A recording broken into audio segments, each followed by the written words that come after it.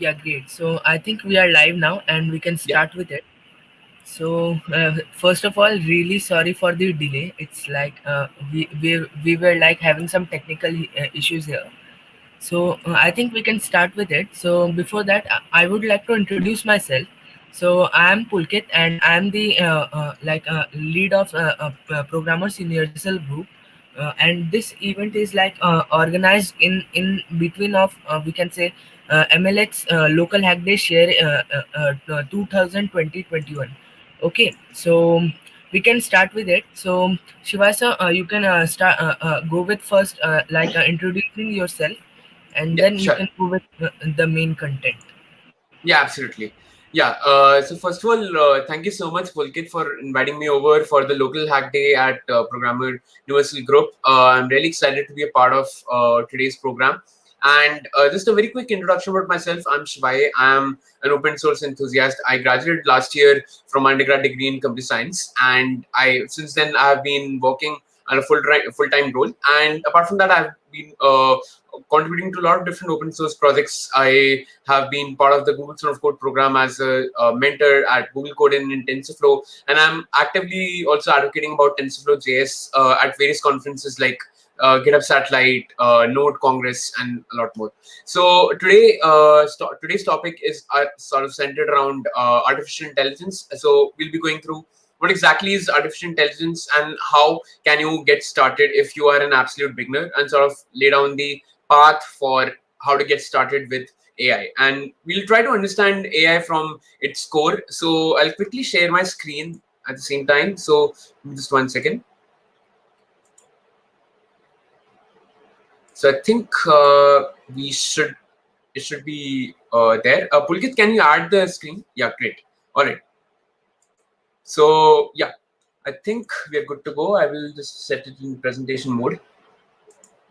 But if anyone has any questions, feel free to reach out at any point of time. I'll be more than happy to take up any questions, right? So the things that we are going to be covering for today are specifically around an introduction to AI, its applications, right? And then also talking about uh, very basic introduction about machine learning and a lot of different workflows in machine learning.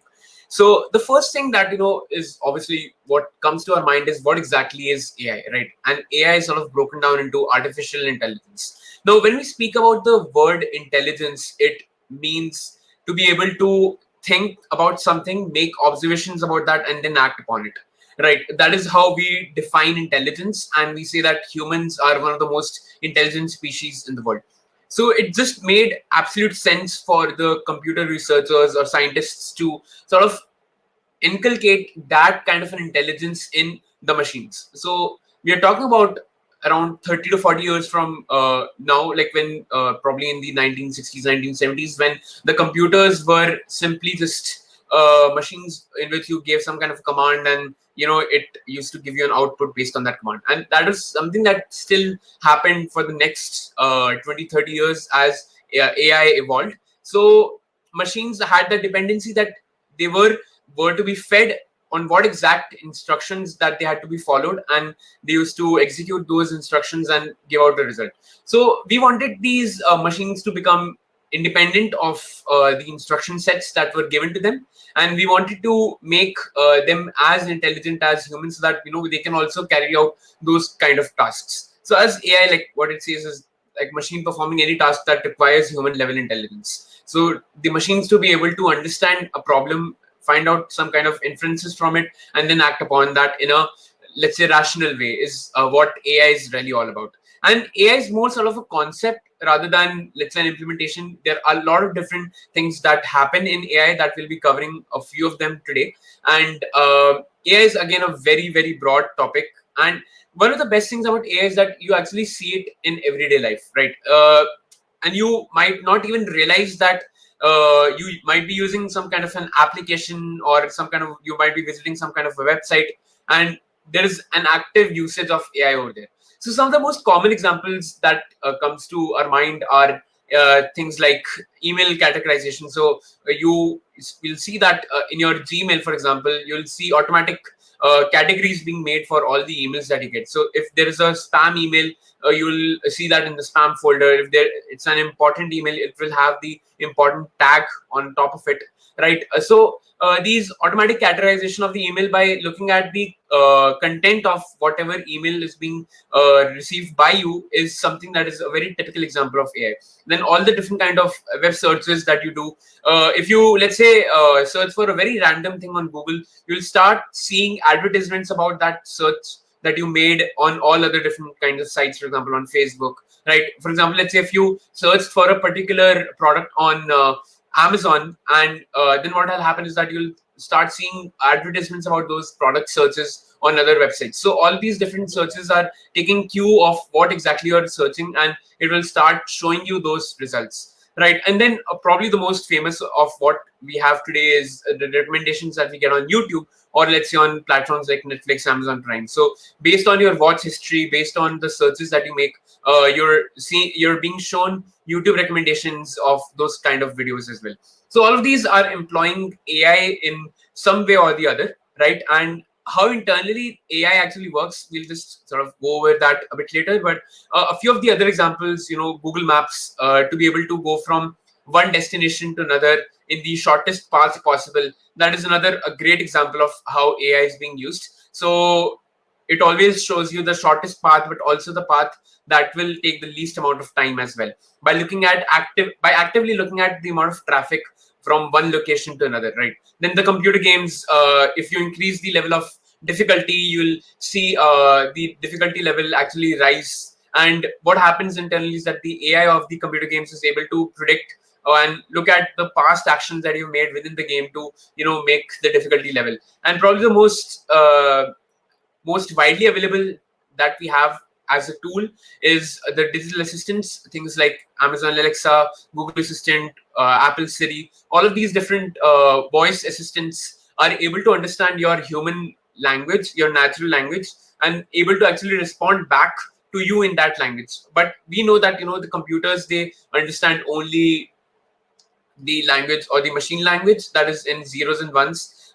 So whatever kind of transformations are happening from the human language and being able to, like, the computer being able to interpret that and then analyze that and respond back in a human interpretable form, all of this is happening with the help of AI. Now again, all of these different applications are essentially based out of different domains in AI. We'll be covering a few of them today. So all of them come under the one enclosed, or some sort of, you can say, one cloud of AI. And there are different, let's say, a different set of applications and a different set of theories that can be built into AI, and all of those sort of are based around AI. Now, apart from this, we have seen a lot of different success stories. So you must have heard about AI based systems actually beating the world's best players when it comes to very difficult to master games like chess, or even professional gaming setups as well. So the world's top ranked players getting easily beat by these AI systems.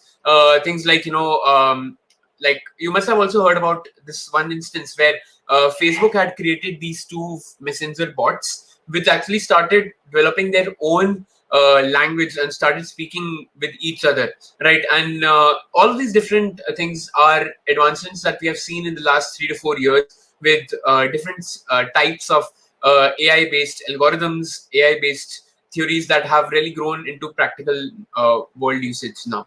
So again, like, a few of them also do include things like neural style transfer, where you're able to transfer one style of an image to another and define, derive those properties. And then we also have something that is probably the most famous today, which we also call as deep fakes, right? Which are very prevalent. Also, like, these are direct implementation of AI, right? So some of the major goals of AI are, probably the most important, and how it was originally envisioned was that a lot of the mathematical calculations that goes in research, right? So we can probably take the example of the CERN laboratory that is in Geneva. Now we have data that is being generated in trillions of gigabytes, and there are a lot of different high computational physics and mathematics involved, and it's not actually possible for the humans to be like be involved in that at all times, because a human will have a limited amount of energy to actually spend. So it actually takes sometimes years to actually solve those kind of problems. And if we are able to actually put in these AI based systems, which for whom the only requirement is constant source of energy and cooling, they can actually solve these kind of problems in a much shorter time.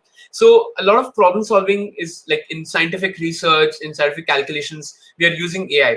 Then we are also using AI in machine learning. We'll be coming on to like machine learning. Machine learning is probably the most popular application of AI, right? And then we also have natural language processing that I just spoke about in terms of the voice assistants, that they're able to understand your natural language and make transformations based on that, and then provide you the results or the solutions in your natural language, right? So all of those comes and also sort of falls under the natural language processing. Then we have the sensory perception. Now this is somewhat, you can say, related to the robotics. So the robots today, for example, we have Sophia robot, which is probably the most advanced robot, and these kind of robots and these robotic systems are able to understand the different types of touch, or let's say they're having the skin that can actually touch, like that can sense things. It can sense different kind of smells, right? And it is able to identify people using things like camera sensors. So providing those kind of sensory perceptions to these robotic applications that can be used in various things, either like robots or some kind of other robotic appliances. So all of these are like major goals of AI that we are trying to use and utilize to make these processes simpler and automated, and that is where AI really shines. And again, like some of the other ones that probably you have seen is like the super intelligence that sort of is that AI might take over the world, that media actually tries to sell you. We see a lot of ongoing debate. Elon Musk saying that AI will take over the world. So all these are some of the other applications as well that are being researched upon. And as I've said that AI today is actually there in almost each and every different field. Personally, I cannot think of any such field that might not be harnessing the usage of AI, because AI is so widespread. You'll find it being used in almost each and every different field. So whether it's education, healthcare, right, and some of the different sciences that you'll actually find its usage include like computer science itself, right? Then mathematics to do such kind of high level mathematical calculations. You'll find it in linguistics to do translations, to understand historical texts, philosophy, so psychology, philosophy, all these different medical diagnostics for healthcare patients or patients with mental health issues, right? All of those are under the research of AI, right? And again, like these are not just them, because if I had to list, like the list would not have been exhaustive. So you'll actually find it in usage wherever you can actually think of, and that is how like AI is becoming so widespread today.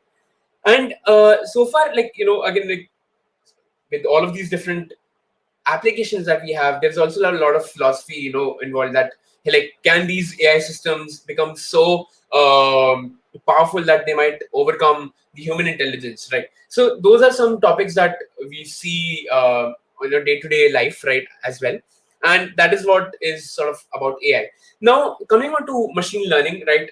As I said, that machine learning is, you can consider machine learning to be sort of a subset of artificial intelligence. As I mentioned earlier, that artificial intelligence is more so sort of a concept rather than an actual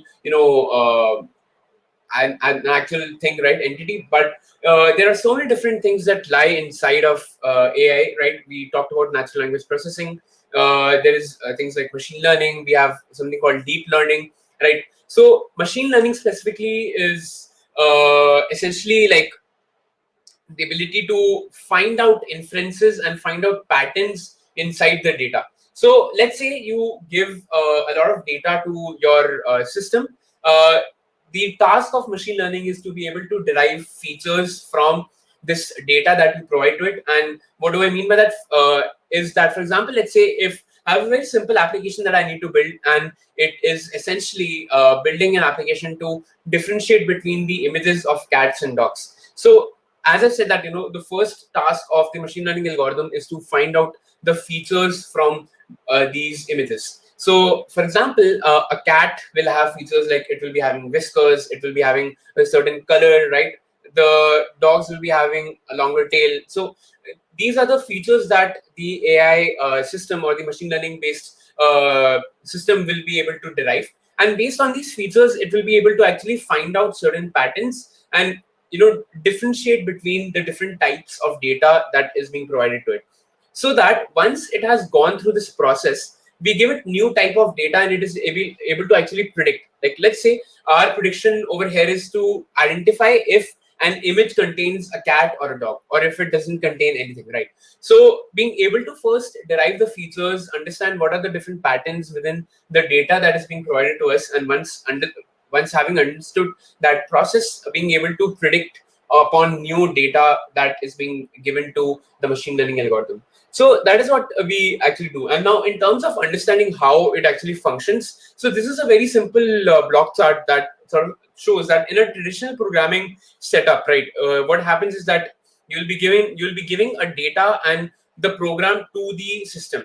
So an example of that is, let's say we create a very simple addition program where the data is, let's say, two variables that we give as a as equal to 5 and b equal to 6, and the program that we give is that we want to add these two numbers. So the computation, like what happens is it already knows what's the input and what's the operation that needs to take place, and it will be able to give the result as 11. That is a simple additional program. Now, this is a standard traditional program where you also give the input and you specify to the system what exact operation should it perform. Now, in case of a machine learning based approach, what happens is that you are not telling the system what exactly is the approach, and instead its task is to actually identify or predict what might be the approach. So you'll start off with the data, right? You'll start off with the data being provided to you. And the data, again, like let's say take the example of a equal to 5, b equal to 6, and we'll be giving the results to the computer. So we are already giving the output to the system, and you can think of this as our test, our training data. Like I'll be coming on to what exactly is training, but you can consider it to be sort of the data that we are giving, so that our machine learning algorithm is able to identify what exactly is the program all about, right, and how it's being structured.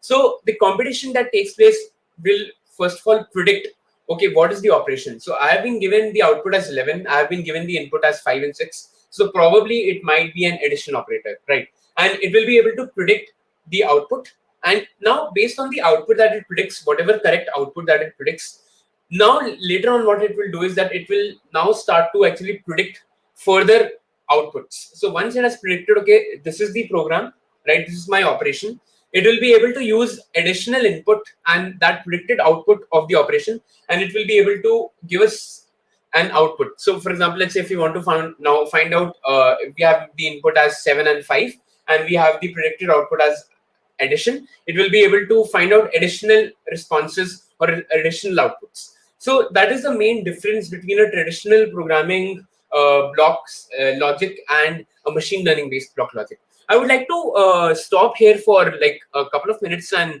take up any questions if anyone has any. I would love to take up any questions before we move on. But yeah, if anyone has any questions, feel free to reach out.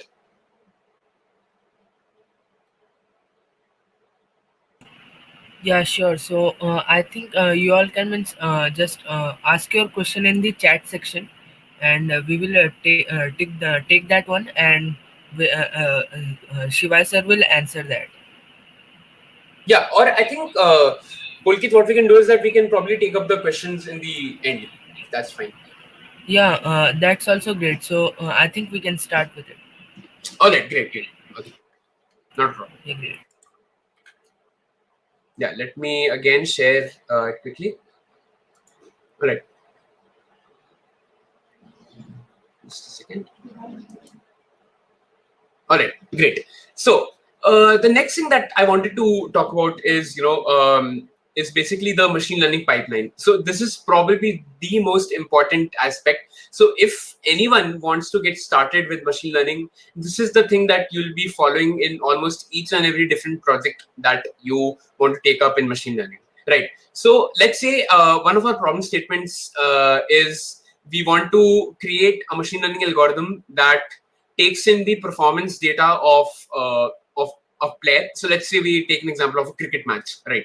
So we are taking the statistics of a player from their previous games, and we are including things like what were the number of runs that they scored, what was the strike rate at which they scored, whether the team actually won that match or not, whether they were a man of the match or not, whether they batted first or second. So we're taking all of these different parameters into consideration, and we are trying to predict, okay, based on the data and based on the scores that the cricket player has scored over the past, let's say, 100 games, what is the predicted score that they might have in the next game, and what are the chances of the team winning in that game, right? So for this, what I'll do is I will oh yeah, so right, so what I'll do is I will also bring up like an awe app. So let me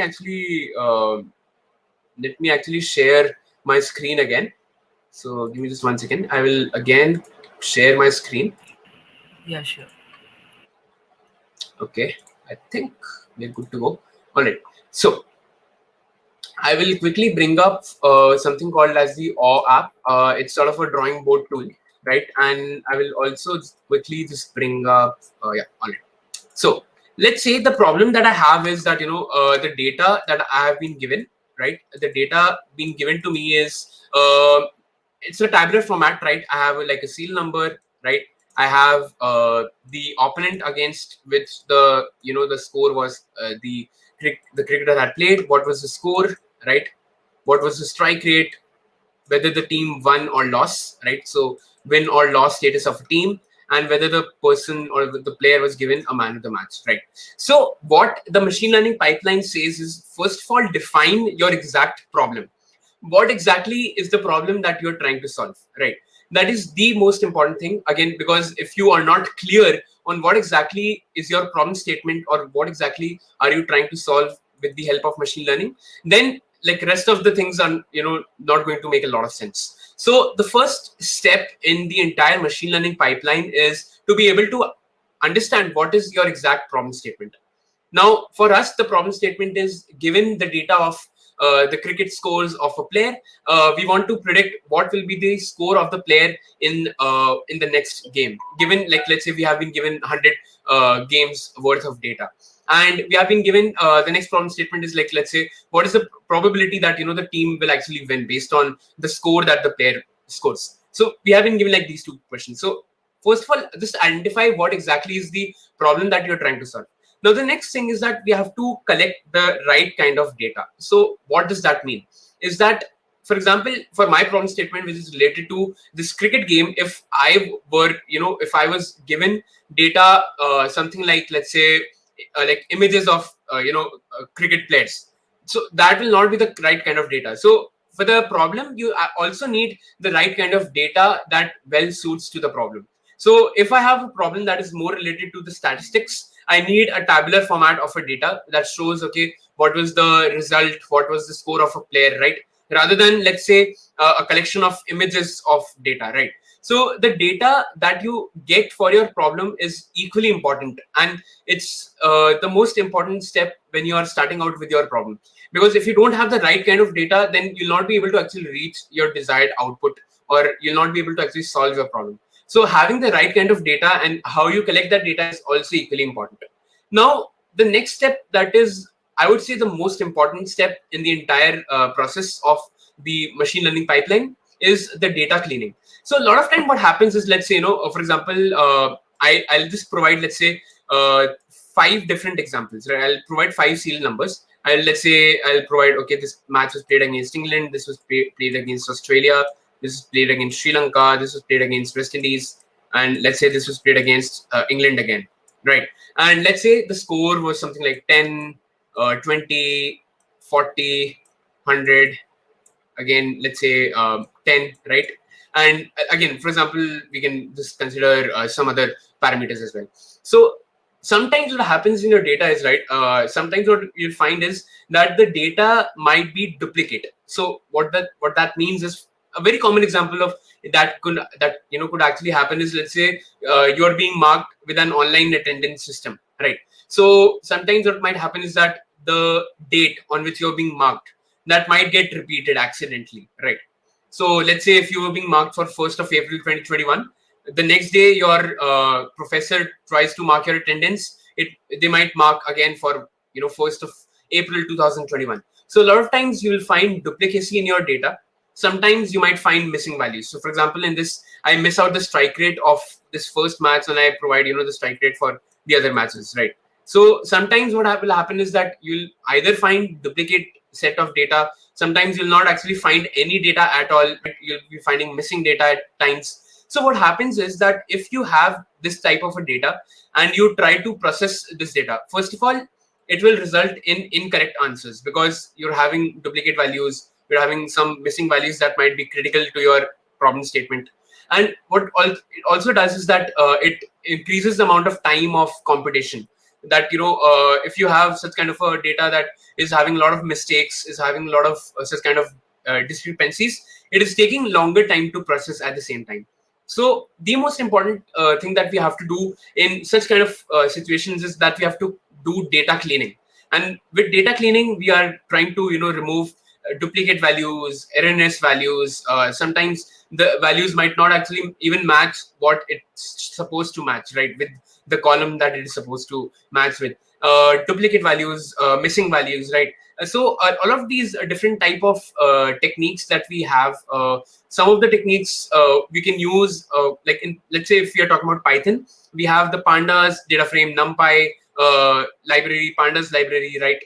We also have things like normalization that all sort of come under this data cleaning process that makes your data more compact and it makes it more efficient to be used in the data training process. So once, let's say, you have defined, you have cleaned the data, you have got the data that you're needing, the next step is doing something called as the feature extraction.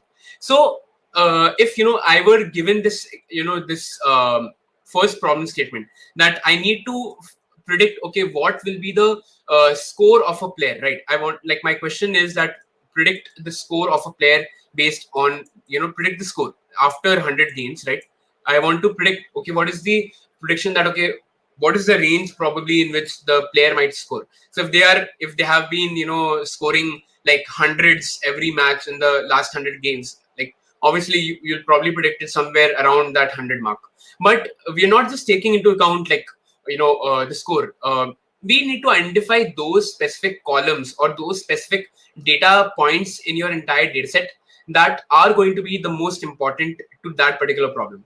Not all the data points in your data will be of equal importance, and you need to identify those specific points or those specific columns in your data that will actually make a lot more sense. And again, why we are doing this is to reduce the time in competition and reduce the possibilities of error. Because if you have a lot of different columns that might not be even relevant to your data or what you're trying to achieve, you might actually end up getting more error in your predictions than you might have imagined. So like, let's say an example of that is, we have been given a data set of different type of animals and their let's say population that is left in the world. And let's say one column is about what is the most common nickname for that type of or that species of animal. So if you were to predict, okay, what is the survivability chance of a particular type of an animal, in the next, let's say, 20 years, things like looking at their geographical location, how much, population they have actually left, right, will be important and not their nickname. So similarly, you have to find out those specific values that you have to give more weightage to. So, for example, in this predict score, the more weightage that I probably might want to give is to the score, to the strike rate, probably to the opponent, because it also depends a lot on the opponent against whom you're playing, right? Whether the player actually led their team to win or not. And probably I might miss out on the man of the match. Again, it's you have whenever you're trying out this machine learning based approaches, it's a lot of hit and trial. So if this doesn't work out, you might have to come back and look at some other features. So it's a process in, it's not that the first time that you decide that these are the specific values or these are the specific things that I want, right? So that is what we call as the feature engineering, right? So once we have identified these features, once we have cleaned the data, that is where we come up with the model training part, right? So essentially a machine learning model is nothing. So if I talk about a machine learning model, it is nothing but like an algorithm, right? An algorithm that sort of runs on top of the data, right? So we have different types of machine learning based algorithms. We'll be covering a few of them in a bit, but a machine learning model is essentially a sequence of algorithm steps that feed are like that are fed with the data. And again, as I've said, that in machine learning, the data is analyzed. We are trying to extract features from it. We are trying to, let's say, we are trying to find out, okay, what are the inferences that the machine learning model can get from this data, right? And once it has been able to uniquely identify features and able to classify, then we come to the testing part, right? Once we have understood, okay, like the machine learning algorithm has been able to decipher, okay, what are the different kinds of things happening within the data, right? And what are like the features, right? So the next step, what will happen is that we'll be providing it with new data. It will try to identify the features inside that new data, try to see, okay, which one it closely matches to, and it will make a prediction based on that. So if the predictions are good enough, then what we do is that we put this machine learning model into a production environment. Or what we do is that if we find that like the predictions that we're getting are not satisfactory, we are putting that back into the loop where we retrain our model, or we let's say we further clean our data. We try to find out if we can, there are improvements to be made in each and every different step of our machine learning pipeline. So that is in short the machine learning pipeline, right? I'll just quickly check if there are any questions so far. Let me just quickly browse through it. I feel that there are no questions as such, so that's all right. I will quickly share my presentation again. So give me just 1 second.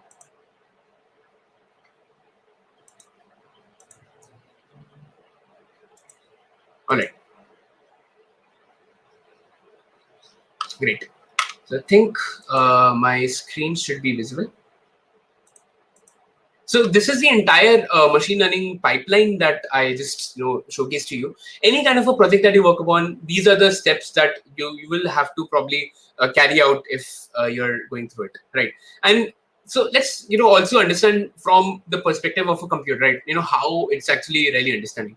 So we'll take an example of a common word, that is Apple, right? So for like when the training process is happening, right, what happens is that we give it different types of data. So the machine learning model, what it's trying to do is that it's trying to find out these features, right? So for example, if you have a red colored apple as a fruit, it will find out, okay, like what's its color, the type, like category of what it is, right? If you have the Apple company logo, it will be able to identify like what's its shape, like it will be correctly identify the label for it, that it's not a fruit but it's like a logo. So it will find out these features and list them down and keep those, like it will remember those features. And whenever you give it any kind of a new data during the testing, it will be able to compare those features that it had extracted and see which one is the closest, and that is the one that it will predict. So that is how the learning and the testing process sort of looks like. And again, like the workflow is pretty much similar to what we had discussed earlier, that you provide the input, it is able to extract the features, we run a machine learning model on top of it, and we are able to find out, okay, what exact label should be provided to our input. And now coming on to the major categories in machine learning, we essentially have 3 different types. So one is supervised learning, then we have unsupervised learning, and we have reinforcement learning. Now in supervised learning, like what happens is that we already know the classes of the data. So what that means is that, for example, if I if I've been given so for example, if I have already been given the images, I'll probably come back to the example of the images of cats and dogs. So let's say I have been given the images of cats and dogs, and I'm giving that images data to my machine learning model. So what I'm doing is that during the training process, I am telling the machine learning model that, hey, this is an image of a cat and this is an image of a dog, and based on that, it is able to extract the features and make predictions, right? So in this supervised learning machine learning algorithms, what happens is that the data that we give to our algorithm for training, we do specify what exactly does that data signify, right? So what happens is that this actually leads to creation of different type of classes, and one single class will have data that is like very similar to each other. Like they can be sort of grouped together as one separate entity. So let's say we have a class of an images of dogs and we have another class of an images of cats. And based on this, what happens is that now if we give a new test image in which we don't specify the class, we can ask the computer system to predict, okay, what is the class of this image, right? And based on the features and how close are they to either of the different classes, it will be able to predict, okay, like this image belongs to this particular class based on the approximation in the feature set of the tab, right? So that is what is the supervised learning. Now unsupervised learning is completely opposite of this, right? Again, I'll give the example of images of cats and dogs, that you are giving the computer the images of cats and dogs, but you're not specifying which one is the image of a cat and which one is an image of a dog. So initially, what happens is that the data will be actually very close to each other.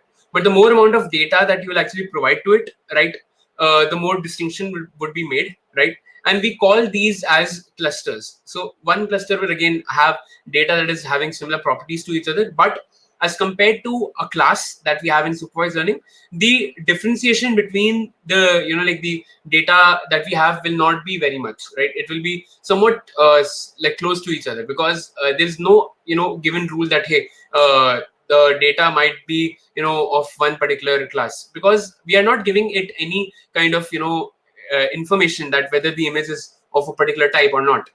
Based on the features and based on the comparison that it makes with the rest of the input data and the training data, it is making these clusters of data points that are that it thinks, like the algorithm thinks is similar to each other. So this is like unsupervised learning, right? And then we have something called as reinforcement learning. So reinforcement learning you can consider to be sort of a subset or an extension of the unsupervised learning, in which we're not providing any kind of a training data, but it is more sort of used a lot in gaming, in robotics, where the machine learning algorithm is able to actually identify the environment and sort of learn from the feedback from the environment, right? And this is what being used actively in robotics as well. So reinforcement learning is another type of machine learning based algorithms that you will find commonly. And again, some of the things that we have already spoken about are things like classification, right? Clustering. These are some of the common tasks and different type of algorithms that we use to solve particular problems using machine learning, right? And so specifically like classification, it is being able to categorize your input into different classes, as I already covered, right? So this is having using supervised learning, right? And then we have the clustering that again happens with unsupervised learning, right? Now apart from these machine learning, we also have something called as deep learning. So deep learning is sort of again a subset of machine learning, where basically the sort of the context or how it has been structured is very similar to how the neurons in our brain work. So how the information flows from the end of the neuron to to the next neuron, and till we reach the output, right? Similarly, the deep learning sort of caters to neural networks, or like deep neural networks or deep learning networks, that are essentially similar to how the neurons are structured, right? And they're used to solve a lot of different problems related to computer vision, things like image processing, video processing. And just to give like a context on computer vision is sort of a branch of AI where we are using the AI algorithms to sort of identify different key points within a video or an image, right? Again, like it will you have find a lot of different things within computer vision itself, because computer vision itself is quite a wide or quite large in itself, right? So these are the things. And the two things to keep in mind if you want to get started with machine learning, I've shared some good resources. So you'll actually find a lot of different Coursera like links if you want to get started with the machine learning. But the three major things that I would say are a must for getting started with AI and machine learning is learning at least one programming language, like let's say Python or R, which are probably the most common. Like, you can also learn things like Java, JavaScript as well, which also do have machine learning in them. But learning at least one language in which you can actually type to code for your machine learning based applications, or even if you're trying to do research, then the second most important thing is the mathematics and statistics behind machine learning. So machine learning is very heavy and dependent on like on mathematical calculations, because like everything that the machine understands is in the form of the language only, right? It does not understand the natural language. So what happens is that essentially, like, all of the data that you see, whether it's like images data, or whether it's like audio data, whether it's textual data, whether it's simple rows and columns, each of these different type of data actually transforms into like the data that is needed. So this transformation of the data, right, that takes place, it requires a lot of different mathematical tools, right? Some of the common ones include like transforms, Fourier transform, right? Then we have linear algebra, probability, variance. All of these different types of machine learning, different types of statistics and mathematical tools are used for the purpose. So, like, it's very important to understand the true mathematics that goes on behind any machine learning algorithm. And then, of course, you can probably take up a course on machine learning. So some of the best ones include like the Andrew NZ course that is available on Coursera. You can look at the Udacity machine learning based course. You can also go to Code for Cause. They have a really great machine learning based like 30-day machine learning based trials as well, so you can look at that as well. And to get started, these are sort of the stepping stones that you should take place. And one thing to keep in mind with machine learning is that you have to be very patient. So first of all, machine learning is extremely diverse, and there are like specific PhDs, right? 5 to 7 year old PhDs that people do in just one discipline within AI. So whether it's like, let's say, related to deep learning, or it's related to natural language processing, or it's related to computer vision, there are dedicated master's programs. So AI is like very very wide, and it's quite widespread, and it will take time to learn. And initially you might find like somewhat kind of a learning curve, but again, you just need to go through and keep all the basics clear as with any other concept, and that is how you can like do things in AI, right? And again, that sort of brings an end to my presentation, but I'll be more than happy to take up any questions that all of you might be having related to AI. And like, let's say if you have questions related to resources, or related to, let's say, how to get started, or like if you have any specific question on any specific topic in AI, I'll be more than happy to take those up now. Yeah, great. And let's wait for their questions for a minute. Yeah.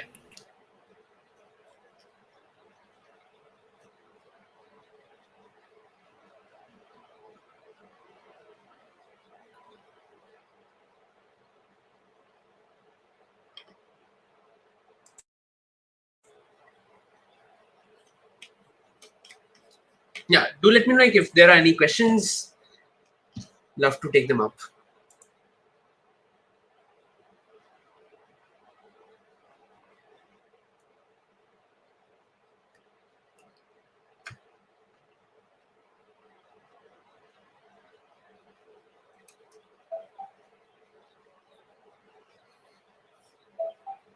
And by the way, like, I will be there in the Discord as well for the Programming Universal group. And if anyone has any questions related to AI or machine learning, TensorFlow, feel free to reach out to me. I'll be more than happy to take up any questions. And if anyone has any sort of project ideas or things that they want to implement, we can probably also discuss that in the group. So I'll be active on the Discord. And I hope that everyone does enjoy the rest of the local hack day share workshops and competitions, or whatever you're participating in any way.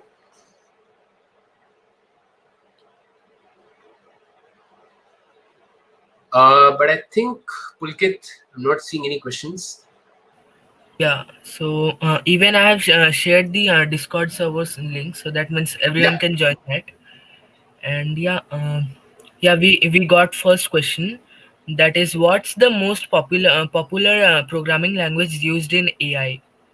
All right. Yeah. So the probably right now the most popular language that is there is Python, but specifically for research related, right? So I'll sort of divide this into two different parts. So AI can be used in research or it can be used in industrial applications. With the research part, you will find programming languages like Python, R, Julia, right?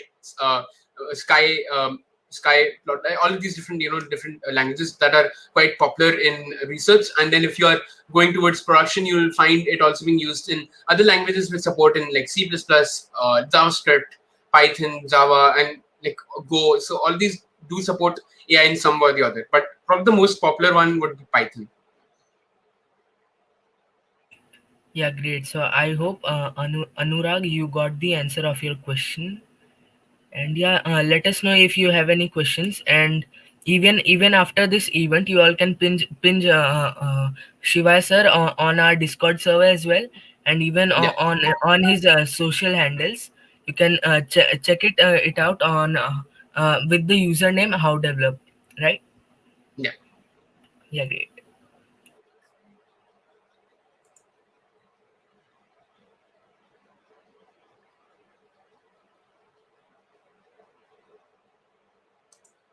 Yeah, so I think we can end it up here now, because Yeah, I sure. think there are no questions right now. Yeah, all right. Yeah, so thank you so much, sir, for joining us here, and it was a great session from your side, and would love to have some more sessions from you. Absolutely. Whatever is required. If there are requirement for any programming related or hands-on sessions as well, would be more than happy to take those up as well. Yeah, sure, sure.